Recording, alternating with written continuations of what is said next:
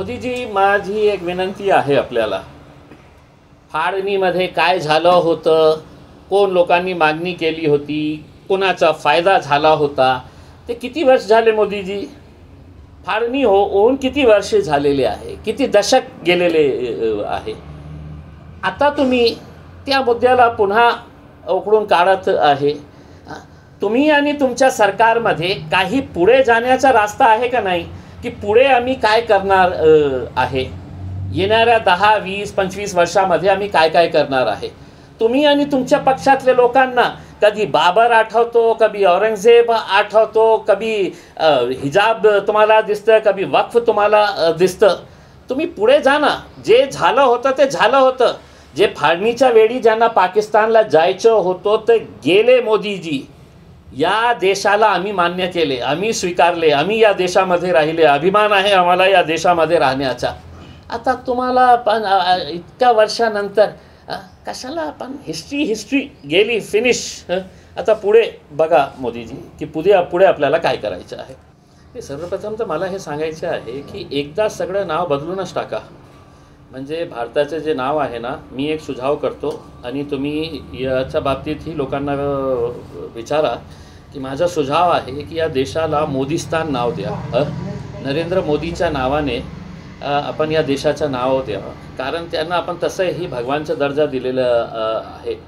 आणि हे जे दररोज या रस्त्याचं नाव बदलायचं आहे, या इमारतीचं बदलायचं आहे, या शहराचं बदलायचं आहे, ते वारंवार न करता आपण काहीतरी एकदा सगळं संपून टाकलं ना, तर आपण काही कामाचे मुद्दे घेऊ शकतो आपण. आता हे जे मागणी आहे, तुम्ही जे म्हणता आहे की जोर धरत आहे, कोणी जोर धरत नाही आहे. जे घाणेरडी मानसिकताचे लोक आहे, ज्यांना काहीही विकासाच्या बाबतीत करायचं नाही, चांगल्या मुद्दा घ्यायचं नाही, ते असा घाणेरडी मानसिकतेचे लोक जे आहे ते आमच्या जिल्ह्यामध्ये आहे, राज्यामध्ये तर भरपूर आहे. सत्तेमध्ये तर बसलेले जे आहे ते सगळं त्याच मानसिकतेचे आहे. त्यांना काहीही शेतकऱ्यांच्या बाबतीत बोलायचं नाही, त्यांना काहीही युवकांच्या बाबतीत बोलायचं नाही, महिलांना लाडली बहीण संपलं, लाडवाड सगळं संपलेलं आहे. मग काय करायचं, तर हे शहराचं नाव. आता मी एक सुझाव दिलेला आहे. आता तुम्ही शहराचे नाव बदलत आहे, रस्त्याचं बदलत आहे, इमारतींचं बदलत आहे, रेल्वे स्टेशनचं बदलत आहे, बसस्टँडचं बदलत आहे, एअरपोर्टचा बदलत आहे, मग आपल्या बापाचाही नाव बदलून टाका. म्हणजे मला हे जेव्हा बोलतो ना मी, एक चीड निर्माण येतं की आपण कुठे, आपण जग कुठे चाललेलं आहे आणि आपण कुठे चाललेले आहे. आता रिकाम टेकडी जे आहे आपल्या जिल्ह्यातली, ते कुठेतरी जाणार क्रांती चौकला, मला हे पाहिजे, जिंदाबाद जिंदाबाद मुर्दाबाद हे करणार आहे. तर एकदा हे सगळं संपवून टाका. जे जे नाव तुम्हाला ठेवायचं आहे ते ठेवून द्या आणि आम्हाला चांगलं काम करू द्या. या मुद्द्यावर मी जास्त बोलत नाही. जे रिकामे लोक आहे, ज्यांना काही कामधंदा उरलेला नाही आहे आणि त्यांचं शिक्षणही चांगलं झालेलं नाही आहे. जेव्हा लोकप्रतिनिधी जेव्हा शिकलेला असतं ना, तर त्याच्या विचारात काय असतं की मी कोणती इंडस्ट्री आणू शकतं, इन्फ्रास्ट्रक्चर आपण कशा डेव्हलप करू शकतं, IT मध्ये आपण काय करू शकतं. ज्याला याच्या बाबतीत काहीही माहीत नाही आहे, त्याला फक्त हिंदू माहीत आहे, मुस्लिम माहीत आहे, दलित माहीत आहे आणि अशा प्रकारचे मुद्दे 400 वर्षे 500 वर्षापूर्वी काय काय झालेला होता, त्याला आपण माझ्यासमोर बसलं आणि त्याला आपण विचारलं की सांग आता कोण होते हे. शिवाजी महाराजांच्या बाबतीत तुला काय माहीत आहे, तर त्याला काही माहीत नाही. फक्त हे माहीत आहे की इथे एक मोठा त्यांचा स्टॅच्यू आहे, जिथे आपण जाऊन त्यांना हे अर्पण करतं आणि आपल्या भाषणाची सुरुवात यांच्या नावाने सुरू करतं. याच्यापेक्षा यांना काहीही माहीत नाही आहे. म्हणजे त्यांना खऱ्या अर्थाने हे लोक माहीत असले असते, हे महापुरुष, तर अशा प्रकारचे घाणेरडी. पण काय आहे की मोदी साहेबांनी लोकांना कामच दिलेलं नाही आहे, नोकऱ्याच नाही आहे. 80 कोटी लोकांना आज, खूप जबाबदारीने सांगतो, निर्मला सीतारामन देशची फायनान्स मिनिस्टरच्या बजेट स्पीचमध्ये आहे की 80 कोटी लोकांना आम्ही मुफ्त राशन देत आहे. कोण लोक आहे रे बाबा? मग कसला विकास तुम्ही करत आहे की 80 कोटी लोकांना तुम्ही मुफ्त राशन देत आहे. म्हणजे मुफ्त राशन देत आहे, मुफ्त पैसे देत आहे, लाडली बहिणाच्या नावाखाली युवकांना काही पैसे देत आहे, शेतकऱ्यांना काही देत आहे. म्हणजे कुठलाही हे जे इश्यू आहे ना, त्याचा विकासाची काही संबंध नाही आहे. तर मला हे प्रश्न विचारू नका हे अशा प्रकारचे घाणेरड्या इश्यूजवर मी कधीही माझी प्रतिक्रिया देत नाही की माझा काय हे आहे. बदला की नाही बदला हा साधा एक प्रश्न होता. बदलायचं की नाही बदलायचं तुमचा विरोध आहे. मी तर सुरुवातीला सांगितलं ना, म्हणजे ते फक्त तुम्ही खुलदाबादच्या बाबतीत का बोलतो. मी तर देशाचं नाव बोलतो ना तुम्हाला. मोदी साहेबांच्या नावाने देशाचं नाव ठेवायला पाहिजे आपण. मोदी स्थान. त्यांच्या मृत्यूनंतरही लोक हे की एक भगवान आले होते या देशामध्ये, त्या भगवानाच्या नावाने या देशाचं नाव ठेवण्यात आलेलं आहे. मग सुरुवातीला मी तुम्हाला म्हटलं तुम्ही फक्त मला खुलदाबादच्या बाबतीत का विचारतं. मग मोदी साहेबांना तुम्ही विचारणार का की तुम्ही महाराष्ट्राच्या अहमदनगरमध्ये अहमदभाई चालत नाही, पण गुजरातच्या अहमदाबादमध्ये ते अहमदभाई चालतं तुम्हाला. हिम्मत असेल तर ते अहमदाबादचं नाव बदलून टाका. हे जे घाणेरडी वृत्तीचे जे लोक आहे जे आज मागणी करत आहे, ज्यांचं तुमच्या म्हणण्याप्रमाणे की जोर धरत आहे या मागणीला, त्यांना सगळ्यांना सांगा तुम्ही सत्ताधारी पक्षातले लोक आहे, एक निवेदन घेऊन जा आणि सांगा की साहेब सगळं प्रथम आपण गुजरातची राजधानी अहमदाबादची आपण नाव आपण बदलणार आहे करके.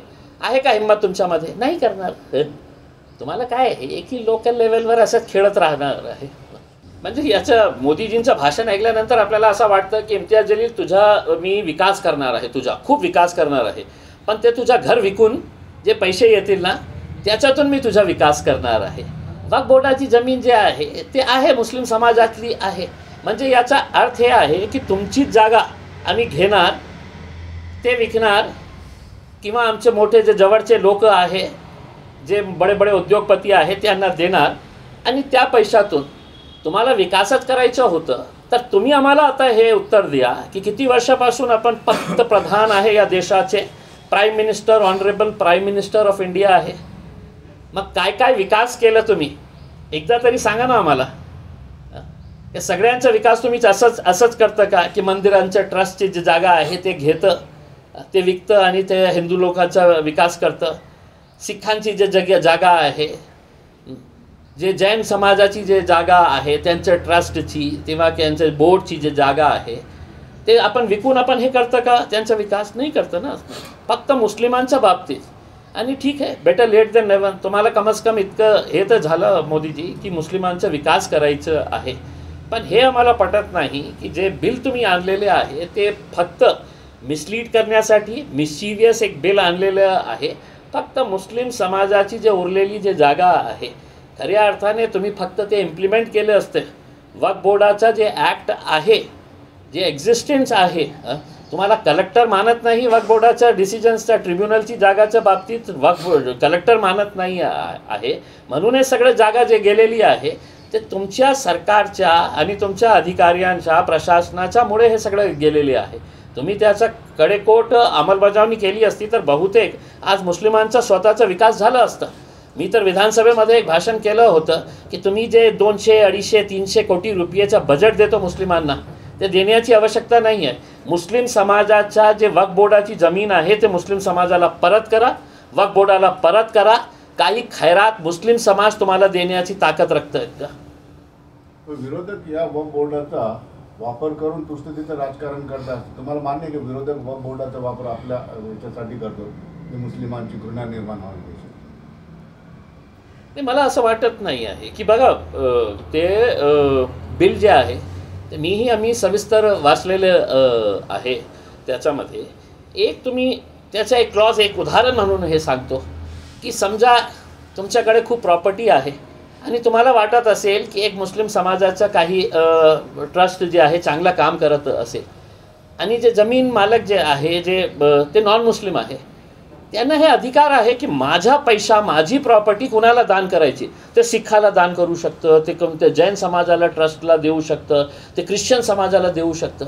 त्यांनी या क्लॉजमध्ये असं आणलेलं आहे की नाही, तुम्ही नॉन मुस्लिम जे आहे ना ते मुस्लिम समाजाला डोनेट करू शकत नाही, कितीही चांगलं काम केलं असतं. दुसऱ्या कोणत्याही समाजाला तुम्ही देऊ शकता. म्हणजे अशा प्रकारचे एक कुठे ना कुठे या बिलमध्ये समाजामध्ये तेढ कशा निर्माण करता येईल आणि मुस्लिम समाजाला आयसोलेट कसा करता येईल त्या दृष्टिकोनातून हे बिल तयार करण्यात आलेलं आहे.